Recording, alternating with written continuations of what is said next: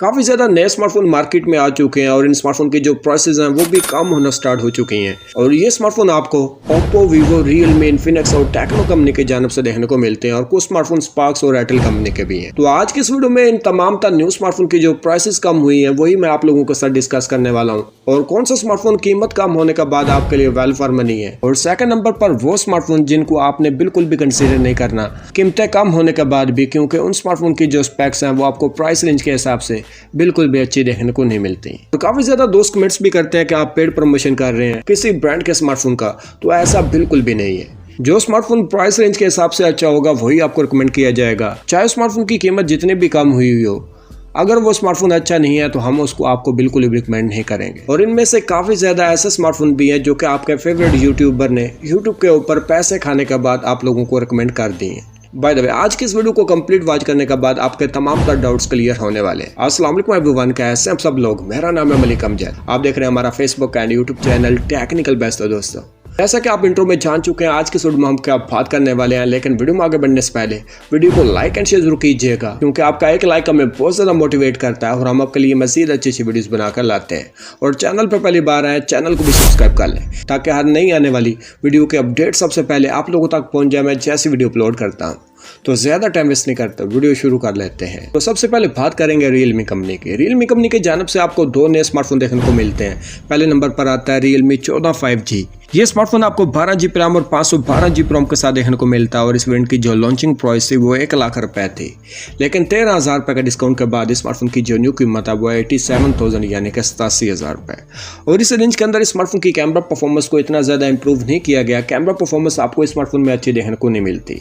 और second number पर smartphone की जो बिल्ड क्वालिटी है और स्मार्टफोन का जो बॉडी मटेरियल है वो आपको 30 से 35,000 वाले स्मार्टफोन जैसा देखने को मिलता है। और आप खुद सोचे कि 87,000 रुपए आप लगा रहे हैं तो आपको जो बॉडी मटेरियल मिल रहा है वो 30 से 35,000 वाले स्मार्टफोन जैसा है, तो ये स्मार्टफोन आपके लिए वेल फॉर मनी नहीं है। अगर आप एक ऐसे जिसको गेमिंग परफॉर्मेंस अच्छी चाहिए तो इस स्मार्टफोन में आपको PUBG 90 FPS प्रोवाइड कर देती है, जबकि फ्री फायर और कॉल ऑफ ड्यूटी आपको 120 FPS की गेम परफॉर्मेंस ऑफर कर देती है। बाकी स्मार्टफोन का कोई भी फीचर मुझे अच्छा नहीं लगा। आपको ये स्मार्टफोन कैसा लगता है आपने मुझे कमेंट बॉक्स में जरूर मेंशन करना है। तो बात करते हैं आज के लिस्ट के नंबर 2 वाले स्मार्टफोन की। इस स्मार्टफोन का नाम है रियलमी 14T 5G यानी कि 14T 5G, जो कि 12GB रैम और 256GB रोम वाला वेरिएंट है।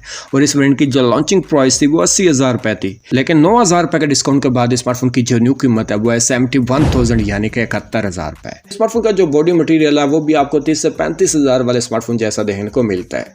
बाकी स्मार्टफोन में आपको गेमिंग परफॉर्मेंस अच्छी देखने को मिल जाती है, 90 FPS की गेमिंग परफॉर्मेंस दी गई है। बाकी आप स्मार्टफोन को कैमरा के लिए भी कंसीडर नहीं कर सकते। तो मैं ये समझता हूँ कि आपको रियलमी 14 5G और 14T 5G की जगह रियलमी 13+ 5G को कंसीडर करना चाहिए, क्योंकि इस स्मार्टफोन में आपको तमाम फीचर काफी ज्यादा आउटस्टैंडिंग देखने को मिल जाते हैं। आपका क्या ओपिनियन आपने मुझे कमेंट बॉक्स में जरूर मेंशन करना। तो बात करते हैं आज के लिस्ट के नंबर 3 वाले स्मार्टफोन की। इस नंबर पर जो स्मार्टफोन आता है वो है ओप्पो कंपनी की जानब से। स्मार्टफोन का नाम है ओप्पो A5, जो कि 6GB रैम और 128GB रोम वाला वेरिएंट है।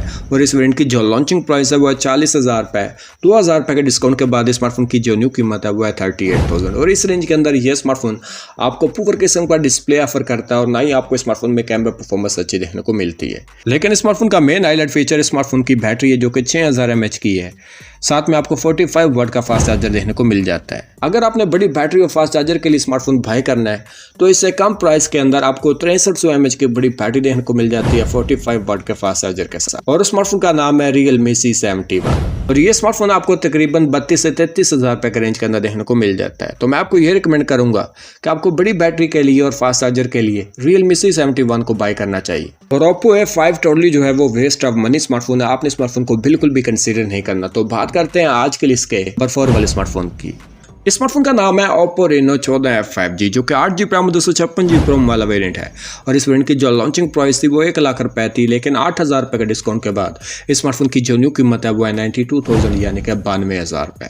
और इस रेंज के अंदर आपको जस्ट 60 FPS की गेम परफॉर्मेंस देखने को मिलती है, जबकि इस प्राइस रेंज के अंदर एटलीस्ट स्मार्टफोन में 90 FPS की गेम परफॉर्मेंस होनी चाहिए थी। और सेकंड नंबर पर अगर प्राइस रेंज के हिसाब से देखा जाए स्मार्टफोन के तमाम फीचर को, तो स्मार्टफोन की जो प्राइस बनती है वो 70 से 75,000 है। इससे ऊपर स्मार्टफोन की जो प्राइस है वो नहीं होनी चाहिए थी। तो मैं स्मार्टफोन को स्टिल ओवर प्राइस के अंदर कंसीडर करूंगा। तो बात करते हैं आज के लिस्ट के नंबर 5 वाले स्मार्टफोन की। इस स्मार्टफोन का नाम है इन्फिनिक्स हार्ट 60 प्रो, जो कि 8GB रैम और 128GB रोम वाला वेरिएंट है। और इस वेरिएंट की जो लॉन्चिंग प्राइस थी वो 46,000 थी, यानी कि 46,000 रुपये थी।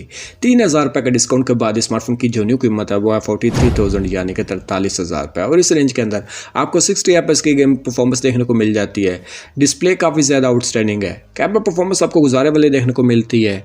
आप स्मार्टफोन को बेस्ट कैमरा वाला स्मार्टफोन तो नहीं कह सकते, लेकिन डे टू डे यूज के लिए ये स्मार्टफोन आपको अच्छी परफॉर्मेंस प्रोवाइड कर देता है। तो आप स्मार्टफोन को डे टू डे यूज के लिए और मल्टीटास्किंग के लिए आंखें बंद करके कंसीडर कर सकते हैं। तो बात करते हैं आज के लिस्ट के नंबर 6 वाले स्मार्टफोन की। स्मार्टफोन का नाम है टेक्नो स्पार्क 40 प्रो, जो कि 8GB रैम और 256GB रोम वाला वेरिएंट है। By the way spark 40 pro के तमाम तर फीचर सेम वैसे ही हैं जैसे कि आपको हार्ट 60 प्रो के अंदर देखने को मिलते हैं, जस्ट रैम और रोम का फर्क है। तो यहाँ पर आपको 8GB रैम और 256GB रोम देखने को मिलती है। और इस वेरिएंट की जो लॉन्चिंग प्राइस थी वो 50,000 रुपये थी, लेकिन 4,000 के प्राइस कट के बाद स्मार्टफोन की जो न्यू कीमत है वो है 46,000, यानी कि 46,000 रुपये। और इस रेंज के अंदर आप स्मार्टफोन को डे टू डे यूज के लिए और मल्टीटास्किंग के लिए आंखें बंद करके कंसीडर कर सकते हैं। और साथ में आपको गेमिंग परफॉर्मेंस भी 60 FPS की देखने को मिल जाती है। और हार्ट 60 प्रो और स्पार्क 40 प्रो के ऊपर आपको 1-2 स्कोर सेम देखने को मिलते हैं। तो बात करते हैं आज के लिस्ट के नंबर 7 वाले स्मार्टफोन की। और काफी ज्यादा दोस्त कमेंट्स कर रहे थे Vivo Y19s Pro को कंसीडर करना चाहिए या नहीं, और स्मार्टफोन की लेटेस्ट प्राइस क्या है। तो ये स्मार्टफोन 6GB रैम और 128GB रोम वाला वेरिएंट है। और इस वेरिएंट की जो लॉन्चिंग प्राइस थी वो 44,000 थी, यानी कि 44,000 रुपये थी। लेकिन 5,000 रुपये का डिस्काउंट के बाद स्मार्टफोन की जो न्यू कीमत है वो है 39,000, यानी कि 39,000 रुपये। और इस रेंज के अंदर यह स्मार्टफोन आपको बेकार किस्म का डिस्प्ले ऑफर कर देता है और कैमरा परफॉर्मेंस भी आपको पुअर देखने को मिलती है, और परफॉर्मेंस भी आपके किसी काम के नहीं है। तो प्राइस रेंज के हिसाब से ना तो आपको गेम परफॉर्मेंस अच्छी देखने को मिल रही है, ना ही डिस्प्ले और ना ही आपको कैमरा परफॉर्मेंस। तो मैं नहीं समझता कि इस रेंज के अंदर आपको स्मार्टफोन को कंसीडर करना चाहिए। आपका क्या ओपिनियन है, आपने मुझे कमेंट बॉक्स में जरूर मेंशन करना। तो बात करते हैं आज के लिस्ट के नंबर 8 वाले स्मार्टफोन की। और वीवो कंपनी के जानब से Vivo X Fold 5 को भी पाकिस्तानी मार्केट के अंदर लॉन्च किया गया था 16GB रैम और 512GB रोम के साथ। और इस वेरिएंट की जो लॉन्चिंग प्राइस थी वो 5,70,000 रुपये थी, लेकिन 35,000 रुपये के डिस्काउंट के बाद स्मार्टफोन की जो न्यू कीमत है वो है 5,35,000 रुपये, और स्टिल ओवर प्राइस के अंदर मौजूद है। फीचर के हिसाब से स्मार्टफोन की जो प्राइस है वो 3.5 लाख से या फिर 3,75,000 से ऊपर नहीं होनी चाहिए थी। आपका क्या ओपिनियन, आपने मुझे कमेंट बॉक्स में जरूर मेंशन करना है। तो बात करते हैं आज के लिस्ट के नंबर 9 वाले स्मार्टफोन की। इस स्मार्टफोन का नाम है Itel P70, जो कि 4GB रैम और 128GB रोम वाला वेरिएंट है। और इस वेरिएंट की जो लॉन्चिंग प्राइस थी वो 26,000 से 27,000 रुपये थी, लेकिन 5,000 से 6,000 रुपये का डिस्काउंट के बाद स्मार्टफोन की जो न्यू कीमत है वो है 21,000, यानी कि 21,000 रुपये। और इस रेंज के अंदर स्मार्टफोन में आपको एक बड़ी बैटरी देखने को मिल जाती है जो कि 6000 mAh की है, और साथ में आपको 4000 mAh का एक केस देखने को मिल जाता है। अगर आप एक ऐसे यूजर हैं जिसको बड़ी बैटरी वाला स्मार्टफोन बाय करना है तो आप स्मार्टफोन को कंसीडर कर सकते हैं, लेकिन ये स्मार्टफोन हैंग भी होता है और ये स्मार्टफोन काफ़ी ज़्यादा स्लो है। और गेमिंग परफॉर्मेंस के लिए भी आप स्मार्टफोन को कंसीडर नहीं कर सकते। कैमरा भी आपको एवरेज देखने को मिलते हैं। तो ये कंप्रोमाइजेज हैं स्मार्टफोन में। अगर आप इन कंप्रोमाइजेज के साथ जा सकते हैं दैन आप स्मार्टफोन को कंसीडर कर सकते हैं। सो गाइस, मुख्तलिफ ब्रांड के ये तमाम तर न्यू स्मार्टफोन है जिनकी प्राइसेस अपडेट हुई हैं। कौन सा स्मार्टफोन आपके लिए वैल्यू फॉर मनी है और कौन सा स्मार्टफोन वो है जिनको आपने बिल्कुल भी कंसीडर नहीं करना, तमाम तर चीज़ें मैंने आप लोगों के साथ डिटेल के साथ डिस्कस कर दी हैं।